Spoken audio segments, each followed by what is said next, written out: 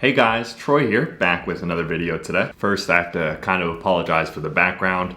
I'm in the Philippines right now, so I'm in quarantine. I'm back here to play my basketball season, so I had a ton of fun at the Dallas Card Show, meeting all you guys, but it's back to work now, so just real quick, a little bit of what's going on in my personal life. But more importantly today, we're gonna be talking about what's going on in the sports card market. And I'm a little late, so I'm not just gonna talk about what's been going on and what card is down, all these different type of things. There's a bunch of great videos out there by other people. I'm sure you've heard all of them. I want to talk about more about some concrete steps that I've been taking to make sure I'm not losing money or I don't get hurt too hard, even in a down sports card market. And that's what we're in, by the way. Down, soft, anything less than crashing. I'm not sure I would call it a full crash, but anything less than that, that's what's happening. I'm sure some of you guys might even remember, because it was one of my most viral videos. I put out a video saying, is the sports card market crashing? Sure, a little bit clickbaity, fair enough, but I got so much ill will and hate and all these people talking about, oh my God, you're just talking about these garbage cards and it's because Holland is eliminated. And I was like, no, you guys, I really think something is happening here. Something has shifted.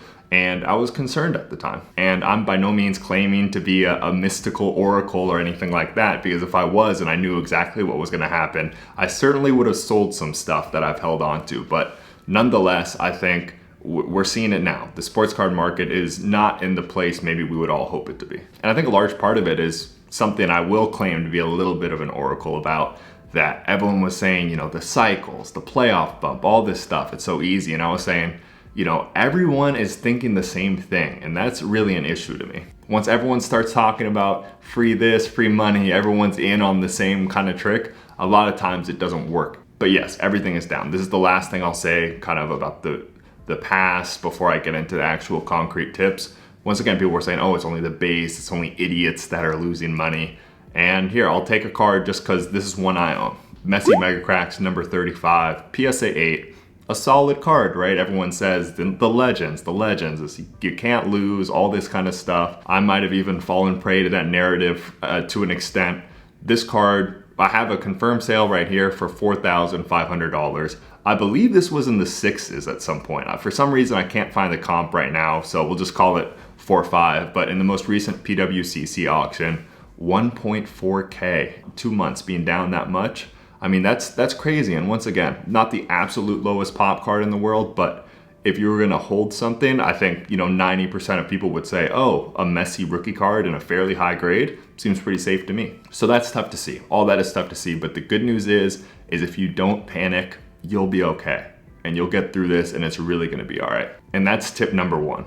Just don't panic.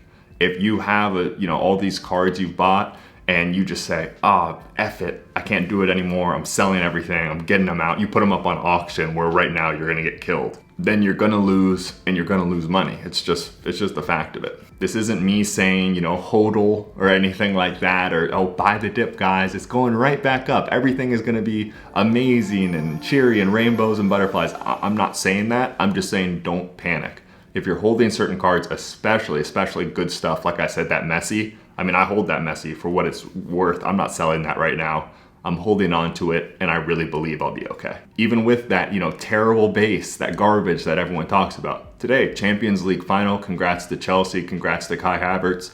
I had his Topps Chrome Bundesliga, PSA 9. Not a great card by any account, right? People say, get rid of that garbage.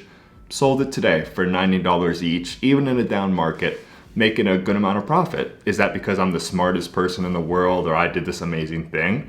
No, I didn't freak out. I was like, well, I have this Kai Havertz. I'm not just gonna throw it up on auction and get rid of it because it's a base card. He'll have his moment, and today he did. So even in a down market, there are opportunities to make some profit, to flip things if you're a flipper, and you'll do all right. So once again, just be patient, don't freak out. Tip number 2 would be, don't be afraid to take profits. This is mainly a pre-crash advice, because like I said, this stuff happens in cycles. This isn't the first time and it won't be the last time, but don't be afraid to take profits.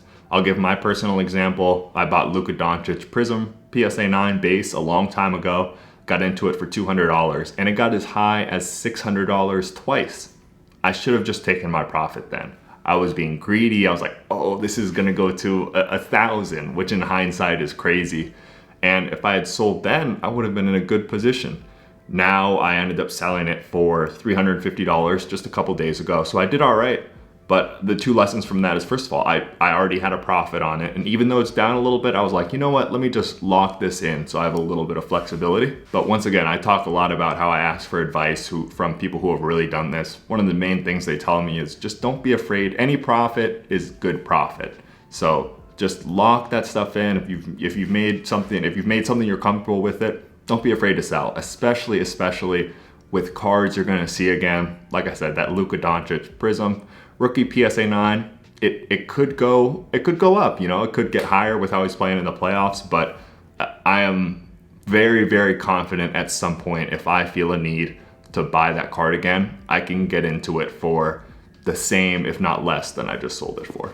Tip number 3, kind of playing off tip number 2 and even what I said in tip number 1, there is something to be said for that broken record we keep hearing: sell base, low pop, low pop, low pop. Once again, this is not a full market analysis video, but I think that the days of base Prism of mid-tier guys going up 5x just because it's the beginning of the season, I think that's over. Whether it's COVID or flippers being gone or people being smarter, there could be a million issues, but I think those particular cards that people just have never really wanted, to be quite honest, I'd be very hesitant to be holding super strong on them right now. There is something to be said for base. Like I said, with that Havertz, that was base. And I'm not saying, you know, just throw this stuff away, get it on auction, get rid of it. But just, I would say, look to get out of it when you can, especially if you've made a profit. That's kind of what I'm doing. Everything's gotten hit for the most part. I think it's funny when people talk about, once again, oh, that's just the garbage that's down. Well, if you own a Wayne Gretzky PSA 10 OPG rookie, then congrats, you haven't lost a single dime. But 99.99% of cards, people have gotten hit on at least a little bit in this last little period of time. But it is true, low pop stuff, once again, cards that you may not see again. Like you saw me, I picked up that Ronaldo in my Dallas card show video. I'm sure the value of that is down even from when I bought it just 2 weeks ago, but that's a card I won't see again. And I think, once again, should hold a little bit stronger even in a down market. And the last but probably most important tip would be just don't be over leveraged and don't put money into the market you wouldn't be willing to lose. As long as you've been in this sports card market for more than 3 or 4 months, you should have been doing really well. No matter almost anything you bought, you should have had a good amount of profit. So for me personally, what I've been doing, once again, I've been locking in some of that profit. I'm not by any means selling off like everything I have, but just selling a couple of things that I feel comfortable getting rid of and putting myself where I have that locked in profit. And most of the money I have out there now is card money still. You know, sure, I have some money I've been putting in money and buying, but with that profit, once again, I'm in a place where I could hypothetically lose that, you know, knock on wood, and be okay. Even purely from like a flipping sports card aspect, not even just general personal finance advice to not be over leveraged, it's good for you to have cash on the sidelines. So I'll take us back once again to that messy PSA 8 mega cracks. I have a good amount of cash on the sideline right now. So I'm hoping, and I'm not gonna say predicting, but I have a good feeling that'll go up. And when/if that goes back up, I'll be ready to go. I'll have, you know, the two that I'm holding, I'll be at a good spot. But let's say absolute worst case scenario, right? This whole thing crashes even further and that card goes down to $500. Well then, I have plenty of money on the sideline and I will be more than happy to buy that messy rookie card for $500, hold it long term, and then see what happens. I made that mistake, and if anything, this kind of pullback has just reminded me, don't be over leveraged. You have that cash on the sideline, you've locked in profits, you're holding the right stuff, you'll really be okay. As always, just to kind of sum it up, be patient, have a plan, and you'll be good, really. But all right, guys, that's it for the video. Thanks for watching. If you did enjoy, make sure to like and subscribe, and we're gonna keep the videos coming. Thanks again.